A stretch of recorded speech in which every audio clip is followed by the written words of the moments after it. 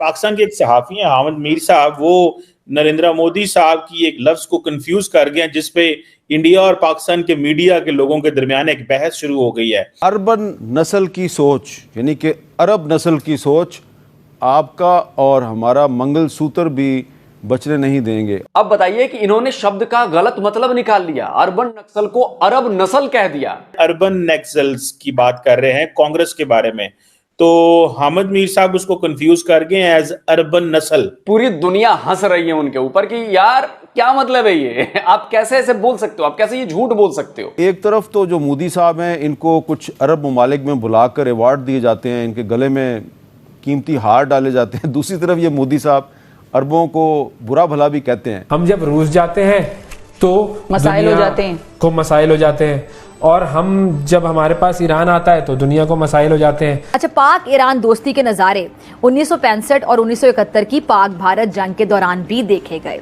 जब ईरान जंगों में पाकिस्तान का खुलकर साथ दिया। सबसे ज्यादा ट्रेड है हिंदुस्तान की ईरान के साथ, सबसे ज़्यादा तेल खरीदता है वो ईरान से। चाबहार की बंदरगाह तक सड़क बनाने के लिए वो तैयार है, विच इज़ $400 बिलियन इन्वेस्टमेंट।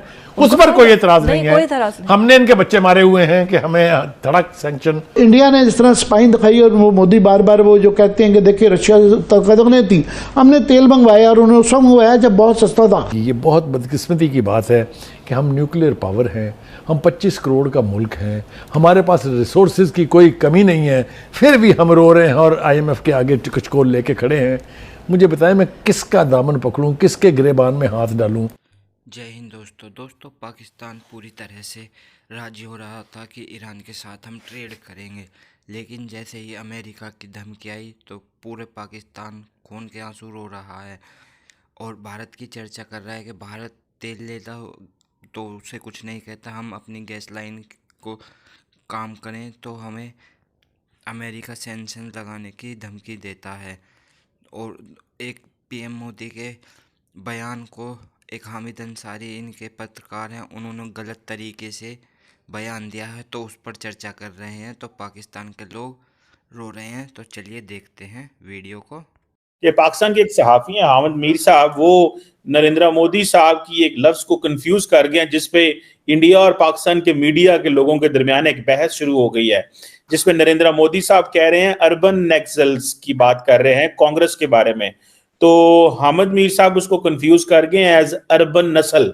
ठीक है जी, कि अरबी नस्ल जो है, तो वो कह रहे हैं एक तरफ जो अरबी हैं वो नरेंद्र मोदी साहब को बड़े हार डालते हैं, दूसरी तरफ वो आपको जो है वो कह रहे हैं कि जो अर्बन नस्ल के लोग इधर आए हुए हैं इंडिया के अंदर। हमसायों के साथ ताल्लुकात को बेहतर बनाना जो है वो पाकिस्तान के भी मुफाद में है, पूरे रीजन के मुफाद में है, लेकिन एक हमसाया ऐसा है जिसके साथ पाकिस्तान कोशिश की कि मामलात बेहतर हो जाएं, लेकिन शायद वो जो हमसाया है उसकी जो रूलिंग एलीट है, हुक्मरान अशराफिया, वो इंटरेस्टेड नहीं है। और आप मेरा इशारा समझ गए, मेरा इशारा है भारत की तरफ। और भारत के जो वज़ीर आज़म हैं नरेंद्र मोदी, वो पिछले कुछ दिनों से ऐसे बयानात दे रहे हैं कि अब लगता है कि उनका टारगेट सिर्फ पाकिस्तान नहीं है, बल्कि उनका टारगेट जो है वो मुसलमान बहसीत एक कम्युनिटी के हैं।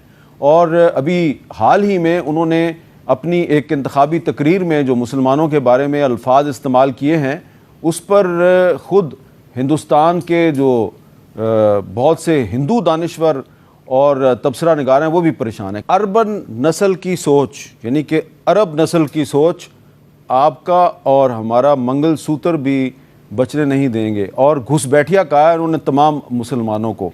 अब इसमें कोई शक की गुंजाइश नहीं है।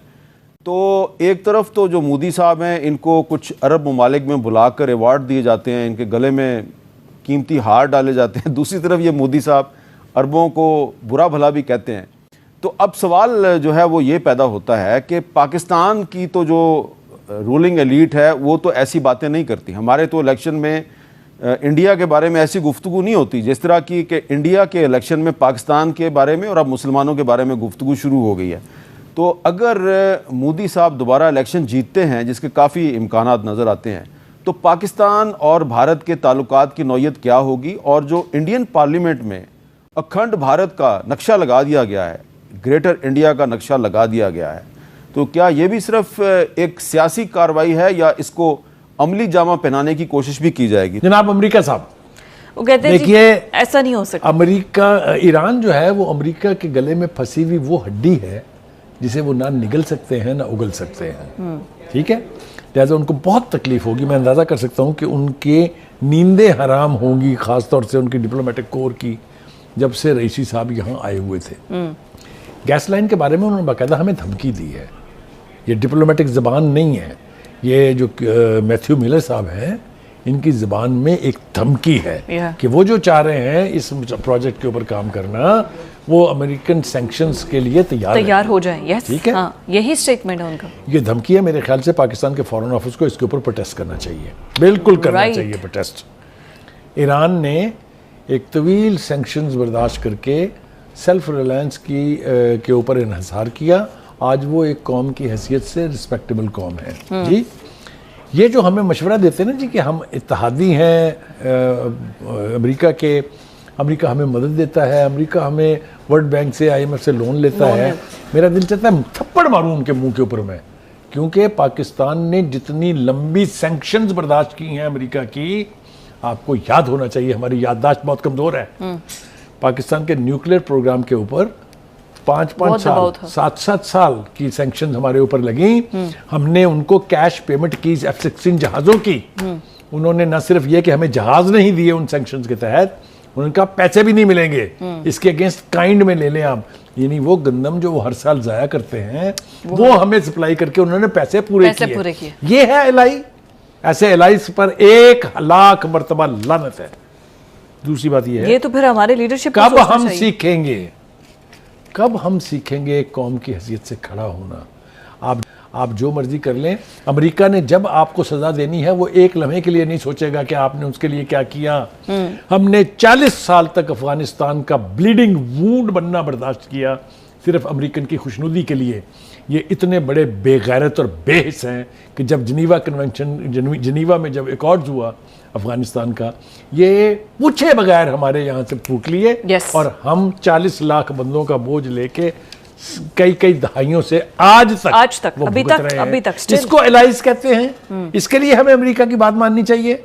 बेपनाह मिसालें मैं आपको और पेश कर सकता हूँ। तो ये फैसले सारे आपने और मैंने तो नहीं किए ना, ये सारे फैसले किए हमारी लीडरशिप ने। लेकिन हम कोशिश क्या कर रहे हैं, हम अपनी लीडरशिप को थोड़ा सा शर्मिंदा करने की कोशिश ही तो कर रहे हैं। उनको तो पता चले, एहसास दिलाने की कोशिश ही कर रहे हैं कि भाई ये जो अमेरिका है इससे आपको कोई खैर की तवक्को नहीं होनी चाहिए।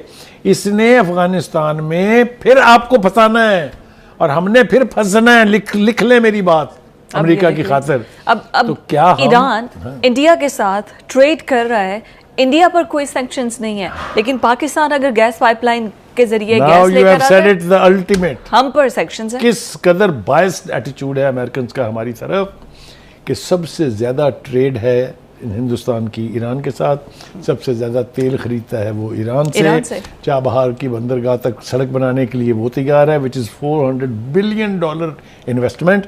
उस पर कोई एतराज़ नहीं है। हमने इनके बच्चे मारे हुए हैं कि हमें धड़क सैंक्शन।